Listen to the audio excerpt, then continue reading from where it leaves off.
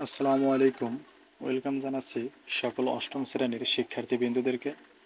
আজকে আমি যে অঙ্কগুলির সমাধান করব সেগুলি হলো অষ্টম শ্রেণীর যে বার্ষিক পরীক্ষার সামষ্টিক মূল্যায়নের একটি সিলেবাস প্রকাশ করা হয়েছিল।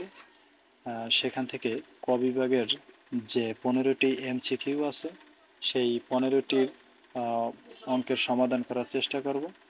এখানে এক দাগের যে অঙ্কটি বলা আছে সেটি হয়েছে যে নিচের কোনটি সঠিক। এখানে 4টা সূত্র দিয়েছে এবং এর ভিতরে কোনটা সঠিক সেটা আমাদের নির্ণয় করতে বলেছে। A cube plus b cube সমান a plus b whole cube plus 3ab into a plus b. এখানে এই সূত্রটি সঠিক নয়, কেননা আমরা এই সূত্রটি সম্পর্কে জানি যে a cube plus b cube সমান a plus b whole cube minus হবে। এখানে যেহেতু এখানে মাইনাস নেই তাহলে এটা সঠিক নয়। এরপরে দুই দাগের যে সূত্রটি দেওয়া আছে যে a plus b whole cube সমান a cube plus b cube minus 3ab into a plus b. এখানের দুই দাগে যে খ দাগে যে সূত্রটি দেওয়া আছে এখানে আমরা এটা সঠিক নয় জানি, কারণ a plus b whole cube সমান আমাদের সূত্র হবে a cube plus b cube plus 3ab। যেহেতু এখানে মাইনাস আছে সেহেতু এটা হবে না। গ দাগে আছে এ কিউব প্লাস বি কিউব সমান a plus B into A square minus A B plus B square, এটি সঠিক সূত্র। এবং গ দাগে দেওয়া আছে এ কিউব মাইনাস বি কিউব সমান এ minus B into A square minus A B plus B square, এই সূত্রটিও সঠিক নয়, কারণ এখানে এ মাইনাস বি তার উপরে হোল কিউব নেই। এটা আসলে সম্পূর্ণই সূত্রটি ভুল। মাইনাস এখানে এ minus B into A square minus A B plus B square, এখানে মাইনাসের জায়গাটায় আমরা জানি প্লাস হবে। এ minus B into A square plus A B plus B square হলে এটাও সঠিক হতো, যেহেতু এখানে মাইনাস আছে এটাও ভুল। তাহলে আমাদের এই চারটার ভিতরে সঠিক মাত্র গ দাগ, সেক্ষেত্রে এটা হবে আমাদের রাইট অ্যান্সার। দুই দাগের যে অঙ্কটি বলা আছে যেমন 12% হার মুনাফায় কত টাকার 3 বছরের মুনাফা 270 টাকা হবে। এখানে একটা বিষয় লক্ষ্য রাখতে হবে যে অঙ্কটা আমাদের যেহেতু নৈর্ব্যক্তিক, সেক্ষেত্রে সময় যত কম লাগানো যায়, যত টেকনিক অবলম্বন করা যায়, সেক্ষেত্রে এখানে আমি সূত্র ব্যবহার করে সমাধানটি করেছি। যেমন আমরা জানি আই সমান পি আর এন, এটা কিন্তু আমাদের সরল মুনাফার সূত্র। সেখানে আমি সম্পূর্ণ পক্ষান্তর করে দিয়েছি। এখন আমাদের এখানে যেহেতু পির মান চেয়েছে আসল, যে 12% হার মুনাফায় কত টাকার 3 বছরের মুনাফা 270 টাকা হবে। কত টাকা বলতে আমরা আসল বুঝি, এখানে আসলের সংকেত পি। সেক্ষেত্রে যেহেতু পির মান বের করতে হবে, বাদ বাকি আমাদের ডান পাশে চলে যাবে। আর এন ছিল গুণাকারে, ডান পাশে গেলে ভাগাকার। তাহলে পি সমান আয়ের মান দেওয়া আছে 270, আর এর মান দেওয়া ছিল 12%। 12% মানে আমরা জানি 12কে 100 দ্বারা ভাগ, সেক্ষেত্রে আসবে 0.12 গুণ এনের মান 3 বছর। এটা যদি আমরা গুণ ভাগ করি তাহলে 750 টাকা আসবে। তাহলে আমাদের অ্যান্সার শিটে 750 আসে কিনা দেখতে হবে। 750 আছে, এটা হবে আমাদের অ্যান্সার। 3 থেকে বলা আছে 75,500 টাকায় কেনা একটি ঘড়ি কত টাকায় বিক্রয় করলে 8% লাভ হবে। আসলে এখানে অ্যান্সার আমি দাগিয়ে রেখেছি। অ্যান্সার কত হবে আমি তোমাদের দেখিয়ে দিচ্ছি। 8% লাভে, 8% লাভে বিক্রয়, সেক্ষেত্রে 8% লাভ এর সাথে ক্রয় মূল্য ছিল 7,500, আমরা গুণ করে দিয়েছি। 8 যাবে উপরে পার্সেন্টেজের জন্য, নিচে আসবে 100 গুণ 7,500। নিচের 2 শূন্য এবং উপরে 2 শূন্য যদি কাটাকাটি করি তাহলে 8 দিয়ে 75 গুণ করলে 600 টাকা হবে। তাহলে 600 টাকা লাভ হবে। যেহেতু আমাদের নৈর্ব্যক্তিক, সময় কম, সেক্ষেত্রে টেকনিকও যত প্রকার আছে অবলম্বন করা যাবে। আমরা শর্টকাটভাবে করেছি, লাভটা বের করার নিয়ম এটাও করালে হবে টেকনিকে। এখন বিক্রয় মূল্য যেহেতু চেয়েছে, বিক্রয় মূল্য সমান আমরা জানি ক্রয় মূল্য প্লাস লাভ। ক্রয় মূল্য যেহেতু 7,500 টাকা, লাভ হয়েছে আমাদের 600। এখন এখান থেকে 7,500 সাথে 600 যোগ করলে আমাদের হবে 8,100। এখানে দেখবো 8,100 আছে কিনা, কদাবে আছে, এটি হবে আমাদের সঠিক অ্যান্সার। 8,100 টাকা হবে আমাদের সঠিক অ্যান্সার। 4 দেখে বলেছে নিচের কোন বিন্দুটি এক্স অক্ষের উপর অবস্থিত। এসব প্রশ্নের অ্যান্সার আমরা যদি একটু খেয়াল করে দেখব, আসলে অক্ষটা বলতে এরকম বোঝায় আমরা জানি এক্স অক্ষটা এরকম থাকে আর ওয়াই অক্ষটা উপর নিচে থাকে। এখন যেহেতু এক্স অক্ষের উপরে থাকবে সেক্ষেত্রে হয় এরকম এসে এরকম হবে, নইলে আহ, এই রেখার উপর হবে, এক্স এর রেখার উপরে হবে, কিন্তু উপরে নিচে কোথাও হবে না। তাহলে একটা বিষয় আমরা জানি যে এক্স অক্ষের উপর কোনো বিন্দু অবস্থিত হতে হলে ওয়াই এর মান 0 হতে হবে, তা না হলে এক্স অক্ষের উপরে কোনো বিন্দু আসবে না। তাহলে এখানে 0 আছে, আমরা জানি প্রথম উপাদানটা আমাদের এক্স এর মান, দ্বিতীয় উপাদানটা আমাদের ওয়াই এর মান। এখানে কোন দ্বিতীয় উপাদানটা 0 আছে কোথায়? আহ, একবার শেষে ঘ দাগে যেহেতু 1,0 আর একটা আমাদের 0 নেই, সেক্ষেত্রে আমরা নিঃসন্দেহে বলতে পারি যে ঘ অ্যান্সার। যেহেতু এক্স অক্ষের উপরে হতে হলে ওয়াই এর মান 0 হতে হবে, সেক্ষেত্রে ওয়াই এর মান 0 আছে, তাহলে ঘ হবে অ্যান্সার। এবং 5 দাগে যেটি বলা আছে যে বৃত্তের একই চাপের উপর দণ্ডায়মান কেন্দ্রস্থ কোণ x+44 ডিগ্রি এবং বৃত্তস্থ কোণ x ডিগ্রি হলে x এর মান নির্ণয় করো, বা x এর মান কত ডিগ্রি। আসলে আমরা এই সকল বিষয়ে জানি যে কেন্দ্রস্থ কোণ বৃত্তস্থ কোণের দ্বিগুণ, এটা আমরা জানি। তাহলে কেন্দ্রস্থ কোণ যেহেতু আমাদের x+44, তাহলে বৃত্তস্থ কোণ ছিল আমাদের x এর সাথে দ্বিগুণ হয়ে যাবে। এখন এক্স 2x ছিল ডান পাশে প্লাস, বাম পাশে চলে আসলে হবে মাইনাস, সমান 44 ছিল প্লাস, ডান পাশে গেলে মাইনাস। একটা এক্স থেকে দুইটা এক্স বিয়োগ করা যায় না, যদি করি সেক্ষেত্রে মাইনাস চিহ্ন আনতে হবে। তাহলে একটা থেকে দুইটা গেলে থাকবে মাইনাস একটা এক্স সমান -44, উভয় পক্ষ থেকে মাইনাস ক্যান্সেল করে দিলে বাম এক্স সমান থাকবে 44।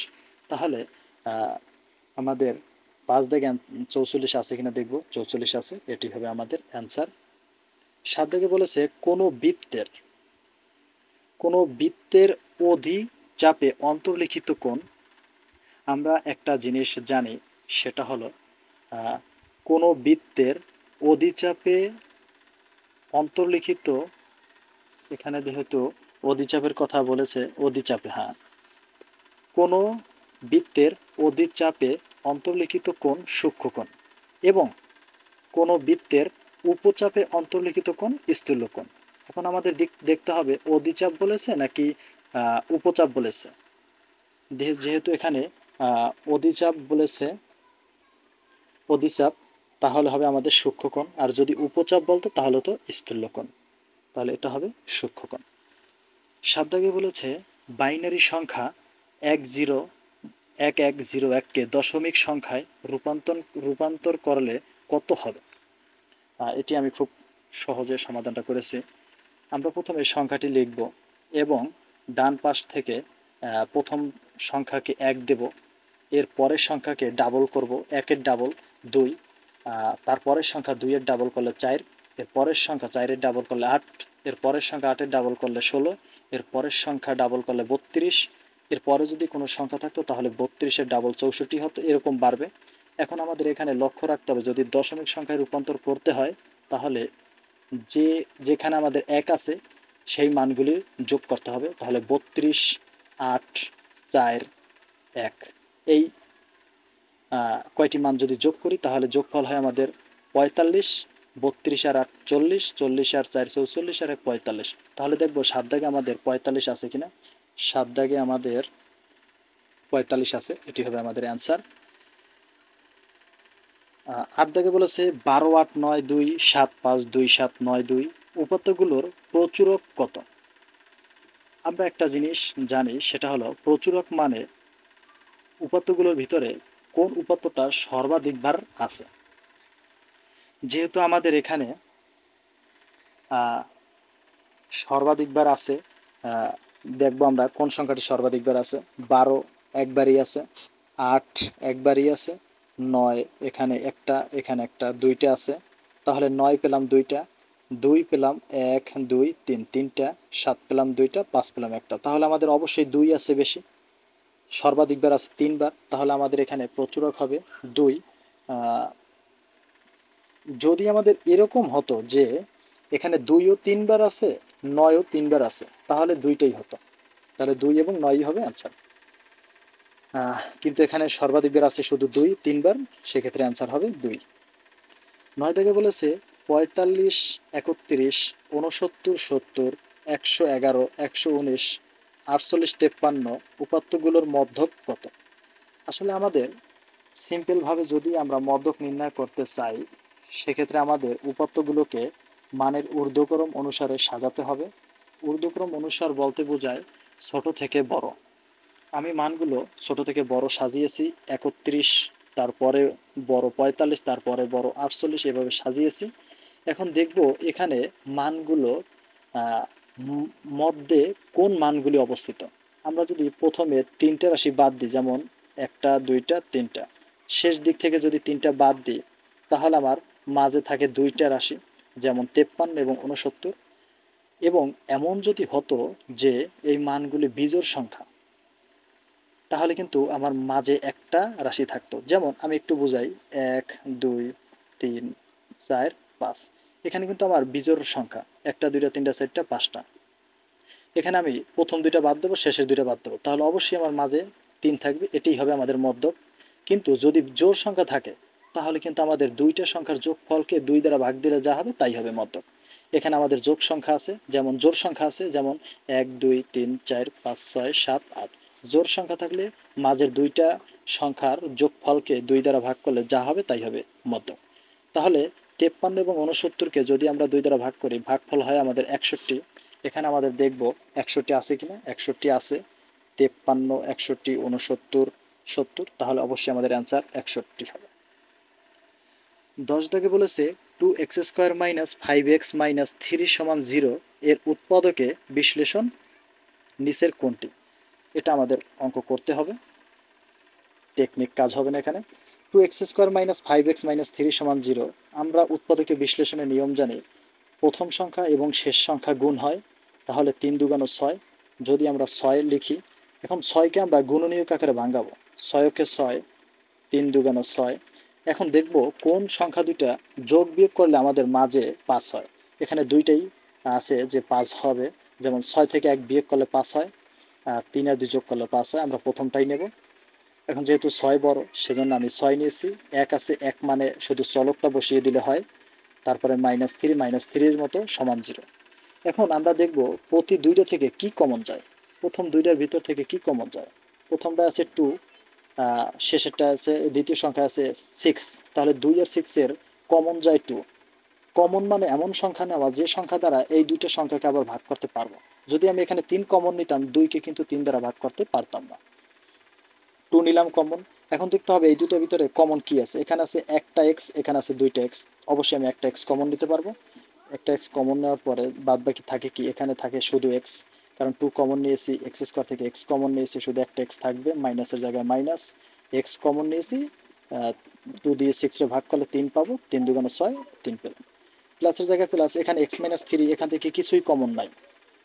কিছু কমন না থাকলে আমাদের 1 যায়, সেক্ষেত্রে ভিতরে যে রাশি থাকে সেটি বসিয়ে যাবে, x-3 বসলো সমান 0। এখন দেখতে হবে x-3 দুইটা, সেক্ষেত্রে আমরা একটা কমন নেব, বাদ বাকি কি আছে আমাদের 2x + 1, 2x প্লাস বসিয়ে দেবো। এখন এখান থেকে আমাদের, এখন এখানে আমাদের 2x + 1 × x-3 হয়। এটাই হলো আমাদের উৎপাদক বিশ্লেষণ। দেখতে হবে এটা কোথাও আছে কিনা। 2x + 1 × x-3 এটা আছে, এটাই হবে আমাদের নির্ণয় অ্যান্সার। এখন 12 দাগে বলেছে 12, এই এই চিহ্নটা হলো ফিট।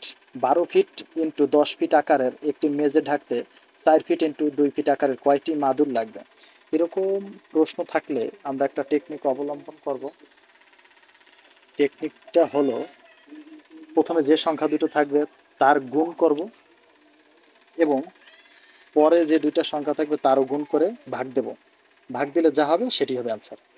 12 × 10 করলে 120 হয়, 4 × 2 করলে 8 হয়, 120কে 8 দ্বারা ভাগ করলে 15। এখন দেখব 15 আছে কিনা এখানে। 15 আছে, এটি হবে আমাদের অ্যান্সার।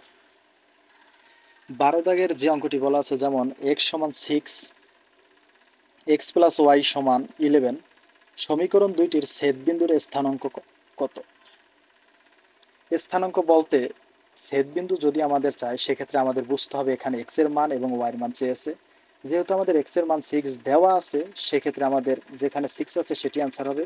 কিন্তু এখানে প্রথম উপাদানটি x, দ্বিতীয় উপাদানটি y আমরা জানি, তাহলে এখানে 6 আছে, এখানেও 6 আছে, তাহলে দুইটার অ্যান্সার কোনটা হবে? কিন্তু এই যে খ এবং ঘ, এখানে 5 5 আছে, এই দুটি হবে না, আমরা নিশ্চিত থাকতে পারি। কিন্তু আমাদের ক এবং গর ভিতরে কোনটা সঠিক হবে সেটা আমরা যাচাই করব। এখানে আমরা জানি যে দ্বিতীয় উপাদানটি ওয়াই, সেক্ষেত্রে প্রথম উপাদানটি এক্স, তাহলে এক্স এর মান 6 পেলাম। এখন এখানে আমরা এক্স এর মানটা যদি বসিয়ে দিই, যেমন এক্স প্লাস ওয়াই সমান 11, তাহলে এক্স এর মান 6 প্লাস ওয়াই, 6 আছে প্লাস ডান পাশে গেলে মাইনাস, তাহলে 11 থেকে 6 গেলে থাকবে 5, তাহলে অবশ্যই ওয়াই এর মান 5, তাহলে এখানে আমাদের ওয়াই এর মান 5 আছে এবং এটা আছে আমাদের -5, তাহলে অবশ্যই এটা হবে আমাদের আনসার। 13 দাগে যে কথাটি বলা আছে সেটি হলো দ্বিতীয় সমীকরণটি এক্স অক্ষকে কোন বিন্দুতে ছেদ করে? দ্বিতীয় সমীকরণটি এক্স অক্ষকে কোন বিন্দুতে ছেদ করে? অবশ্যই আমরা একটা কথা জানি, পূর্বে আমি একটা কথা বলেছি যে এক্স এক্স যদি কোনো বিন্দুতে এক্স অক্ষ বরাবর রাখতে চাই কোনো বিন্দুকে, সেক্ষেত্রে ওয়াই এর মান 0 হতে হবে। তাহলে এখানে ওয়াই এর মান 0, এখানে ওয়াই এর মানে এই একটা 0 আছে, এই একটা 0 আছে, তাহলে এখানে কোনটা হবে আমার অ্যান্সার? কিন্তু এখানে খ আছে 0.6, এটা হবে না। 0.11, 0,11 এই দুটি হবে না, কারণ আমরা জানি দ্বিতীয় উপাদানটি ওয়াই এর মান 0 হতে হবে যদি কোনো বিন্দু এক্স অক্ষে রাখতে চাই, তাহলে এই দুটো হবে না শিওর, এই দুইটার ভিতরে যে কোনো একটা হবে। এখন আমাদের মানটা বের করতে হবে আসলে, যে এক্স এর মান কিন্তু আমরা 6 পেয়েছি এবং আমরা জানি কোনো বিন্দু যদি এক্স অক্ষের উপর রাখতে চাই সেক্ষেত্রে ওয়াই এর মান 0 থাকে, তাহলে আমরা ওয়াই এর মানটা 0 বসিয়ে দেখবো যে এখন মান কোনটা সঠিক হয়। যেমন এখানে আমি লিখেছি এক্স অক্ষকে যে কোনো বিন্দুতে ছেদ করলে ওয়াই এর মান 0 হয়, তাহলে এক্স প্লাস ওয়াই সমান 11 যদি হয়, ওয়াই এর মান 0 বসিয়ে দেবো, তাহলে এক্স সমান 11 হবে। তাহলে এক্স কমা ওয়াই সমান 11, এক্স এর মান যেহেতু 11 পেলাম আর ওয়াই এর মান অবশ্যই 0 থাকবে, তাহলে 11,0 কোনটা আছে আমরা দেখব, তাহলে এইটা আছে আমাদের 11,0, এটা হবে আমাদের অ্যান্সার। 14 দাগের যে প্রশ্নটি করেছে, যেমন এ সমান 3,2, বি সমান 2,3, সি সমান 0,4, ডি সমান -3, -3 বিন্দুগুলোর কোনটি মূল বিন্দু থেকে দূরবর্তী? তার মানে মূল বিন্দু থেকে কোনটা দূরবর্তী স্থানে আছে সেটি আমাদের নির্ণয় করতে বলেছে। যদি আমাদের এরকম দূরত্ব পরিমাপ করতে বলে, সেক্ষেত্রে আমরা একটা টেকনিক অবলম্বন করব, সেটা হলো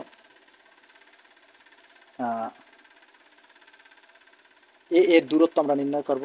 যেমন এখানে যে মানগুলি দেওয়া থাকবে, এর মান কিন্তু আমাদের দেওয়া ছিল, এখানে যদি দেখাই 3,2 দেওয়া ছিল আমাদের এর মান, তাহলে আমরা অবশ্যই এর মান বসাবো 3,2। কিন্তু এখানে আমরা যদি দূরত্ব নির্ণয় করতে চাই, সেক্ষেত্রে আমাদের প্রথমে একটা রুট দেব, রুটের ভিতরে 3 স্কোয়ার করব, প্লাস দ্বিতীয় উপাদান ছিল 2 স্কোয়ার করব। এটা স্কোয়ার করলে 3 স্কোয়ার করলে হয় 9, 2 স্কোয়ার করলে হয় 4, তাহলে 9 4 13, √13, √13 মান 3.60, এটা কিন্তু আমার এ বিন্দুর দূরত্ব। তাহলে বি বিন্দুর দূরত্ব কত হবে? বি বিন্দুর মান দেওয়া ছিল আমাদের 2,3, তাহলে 2 স্কোয়ার হবে প্লাস হবে 3 স্কোয়ার, তাহলে 2 স্কোয়ার করলে হয় 4 আর 3 স্কোয়ার করলে হয় 9, সেক্ষেত্রে আমাদের হবে 13, √13। এখন √13 মান আবার 3.6, ওই আগেরটার মতো। সির মান আমাদের দেওয়া ছিল এখানে 0,4, তাহলে 0 স্কোয়ার প্লাস 4 স্কোয়ার, তাহলে 0 স্কোয়ার করলে তো 0 হয়, 4 স্কোয়ার করলে হয় 16, √16 মান হয় 4। ডির মান আমাদের এখানে দেওয়া আছে -3, তার মানে -3 স্কোয়ার প্লাস -3 স্কোয়ার। মাইনাসের আমরা একটা জিনিস জানি, সেটা হলো মাইনাসের পাওয়ার যদি আমাদের জোর হয় সেক্ষেত্রে মাইনাসটা প্লাস হয়ে যায়, আর 3 বর্গ করলে হয় 9, তাহলে 9 প্লাস এখানেও একই কথা 9, তাহলে 9 আর 9 18, তাহলে 18 যদি হয় সেক্ষেত্রে 18 রুট করলে হয় 4,24। তাহলে এই চারটের ভিতরে কোনটার দূরত্ব বেশি? অবশ্যই 4,24। তাহলে আমরা বলতে পারি ডি কোথায় আছে, ডির দূরত্ব বেশি, তাহলে আমরা ডি দেখাতে পারি, ক দাগ অ্যান্সার। এখন 15 দাগের যে কথাটি বলা আছে যে চিত্রে এডিবি কোণ এডিবি সমান 60 ডিগ্রি, কোণ এডিবি তার মানে এই কোণটা বলেছে 60 ডিগ্রি, এবং এসিডি এসিডি কোণ সমান 40 ডিগ্রি, এটা দেওয়া আছে। এসি ব্যাস হলে বিসিডি এর মান বি সি ডি, তার মানে সম্পূর্ণ কোণটার মান চেয়েছে, সম্পূর্ণ কোণটার মান সিকোণ, সিকোণের অর্ধেক 40 দেওয়া আছে, বাকি অর্ধেকের মান চেয়েছে। আমরা যদি এই অঙ্কটার একটু সমাধান করি তাহলে দেখব যে আমরা জানি একই চাপের উপর বৃত্তস্থ কোণগুলো পরস্পর, একই চাপের উপর বৃত্তস্থ কোণগুলো পরস্পর সমান হয়। তাহলে এ বিকে যদি আমরা চাপ ধরি তাহলে এ এ ডি বি, ডি কোণটা নির্ণয় করব। এই কোণটা সমান হবে এ সি বি কোণ, এ বি ডি কোণ সমান এ সি বি কোণ। কারণ আমরা জানি একই চাপের উপর বৃত্তস্থ কোণগুলি পরস্পর সমান, সেক্ষেত্রে আমরা ডি কোণ সমান সি কোণের এই পাশেরটা নির্ণয় করতে পারি। তাহলে এই পাশেরটা মান হবে কত, 60 ডিগ্রি, যেহেতু এইটা এটা সমান, তাহলে 60 এর 40 কত, 100। সেটি আমরা এখানে নির্ণয় করেছি যে যেহেতু ডি কোণ সমান সি কোণ, তাহলে সি কোণ সমান ডি কোণের মান, সি কোণের মান হবে কত, 40 ডিগ্রি প্লাস 60 ডিগ্রি। কারণ আমার এখানে 40 ডিগ্রি আছে, এখানে 60 ডিগ্রি, তাহলে 40 এর 60 100। তাহলে 100 আছে কোথায়, গদাগে, এই গদাগের অ্যান্সারটি সঠিক। আজ ক বিভাগের শুধু এ পর্যন্তই থাকবে। আমি পরবর্তী ভিডিওতে এক কথায় প্রকাশ 16 দাগ থেকে 25 দাগ পর্যন্ত যে অঙ্কগুলি আছে সেগুলির সমাধান দিয়ে দেব।